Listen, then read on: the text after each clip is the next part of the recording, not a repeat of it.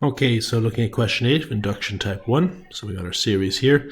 A common mistake here is people would start subbing in 1 for x, but remember it's the n we're subbing it in for.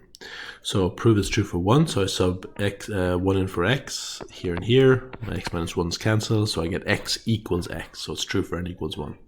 I assume it's true where I put k in for x, sorry, k in for n, and then I have to prove it's true for where n is equal to k plus 1. So again, start off with what I assumed, and now onto it, what I assumed, I'm going to add the next term. So the next term after when n is k, it's when n is k plus 1. So if I add that onto the left, I have to add it onto the right. So now my left-hand side is exactly what I have to prove. Oopsie daisy.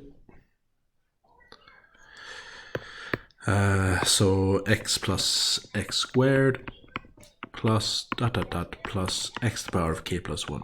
So that's what I've had to prove. So now that needs to be, I need to turn this into this. Alright, so I can say I've got an x minus 1 underneath. I need to maintain an x to the power of k plus 1. So first of all, let's get our common denominator, which will be x minus 1.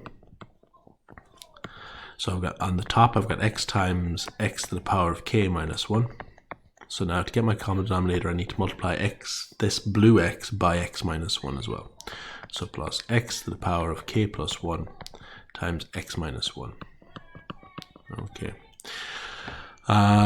So just multiplying this out, multiplying out your brackets, you get x by x to the power of k. So you add your powers. So that is x to the power of k plus 1. And then x by minus 1 is minus x. Then x to the power of k plus 1. Now that would give me x to the power of k plus 2. But I'm not going to do that because I have no k plus 2's up here.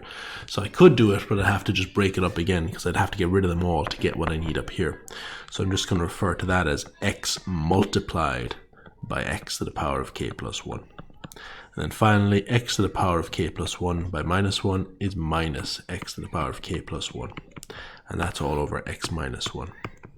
Now we can see straight away there we have some cancellation. X to the power of k plus 1 and minus x to the power of k plus 1. So let's have a look at where I am.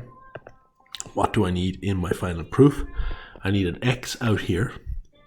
And I need x to the power of k plus 1 minus 1. So how do I get an x on the outside?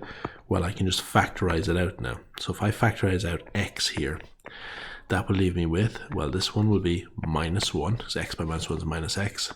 If I factorize x out of that, I'll just be left with x to the power of k plus 1, all over x minus 1. And lastly, I'm nearly there, I'm actually pretty much there now. I just need to rearrange this. So I'll just literally just rearrange my figures. So it's x times x to the power of k plus 1 minus 1 all over x minus 1. And that's true for n equals k plus 1. And don't forget to write the rest.